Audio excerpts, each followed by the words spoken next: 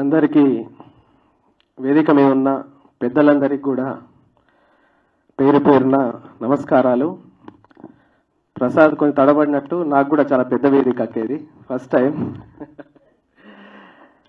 ప్రసాద్ మానుకోట నుంచి వచ్చినట్టు నేను ఇంద్రవెల్లి నుంచి వచ్చిన, ఆదిలాబాద్ జిల్లా బిడ్డని. పోరాటం అదే ఇప్పుడు నవీనన్న గుర్తు చేసిండు, ఆయన మానుకోట నుంచి వచ్చిండు, నేను ఇంద్రవెల్లి నుంచి వచ్చిన, నేను కూడా పోరాట గడ్డల నుంచి వచ్చిన. ఈ పాటని చిత్రీకరించడానికి మొదటిసారిగా దేశపతి సార్ ఈ పాటని పలు వేదికల మీదగా, అంటే ఉద్యమ సమయంలో చాలా వేదికల మీద పాడుతూ ఉన్నాడు. ఒక 1 year బ్యాక్ పూర్ణ ఈ పాటని దృశ్య రూపంలో మన రాబో తరాలకి మనం అందించాలి, ఎలా చేయాలి పూర్ణ అన్నప్పుడు చాలా భయం వేసింది. చాలా సున్నితమైన సాహిత్యం ఇది, అంత ఈజీ కాదు. కానీ ఒక ధైర్యం నడిపిందక్క, అది మీరే. సరిగ్గా 15 ఏళ్ల క్రితం టీ న్యూస్ మొదలైనప్పుడు మొదటి బతుకమ్మ పాటని నేనే పిక్చరైజ్ చేసిన. దానికి నేనే దర్శకుడిని. మిఠపల్లి సురేందర్ ఉన్నాడు, దేశపతి సార్ అందరు ఇక్కడే ఉన్నారు, వాళ్ళందరికీ తెలుసు.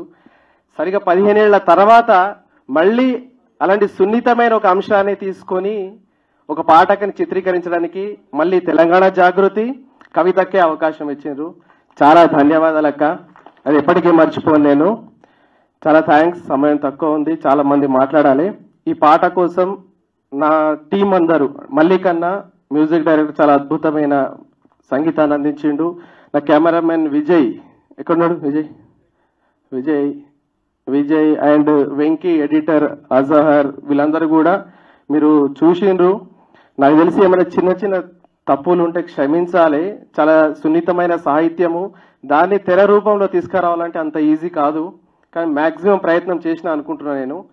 ఆ చేసే ప్రయత్నంలో కూడా చాలా మదనపడ్డాక, అంటే 15 ఏళ్ల క్రితం బతుకమ్మని వీడియో రూపంలో తీయాలనుకున్నప్పుడు ఎంత మదనపడ్డానో మళ్ళీ ఈ పాట విషయంలో కూడా అలాగే అయింది. మళ్ళీ ఇంకో సందర్భము 2014లో మిఠపల్లి సురేందర్ అన్న సార్ మీద ఒక పాట రాసిండు. ఆ సమయంలో కూడా చాలా ఇబ్బందులు పడ్డాం ఆయన నేను కలిసి, ఆ పాటని ఇలా చేయాలి, షూట్ చేయాలని చెప్పి. సో ఇదంతా జరుగుతూ ఉంది 10 ఏళ్ళ నుంచి. మల్లికనే మ్యూజిక్ చేసిండు.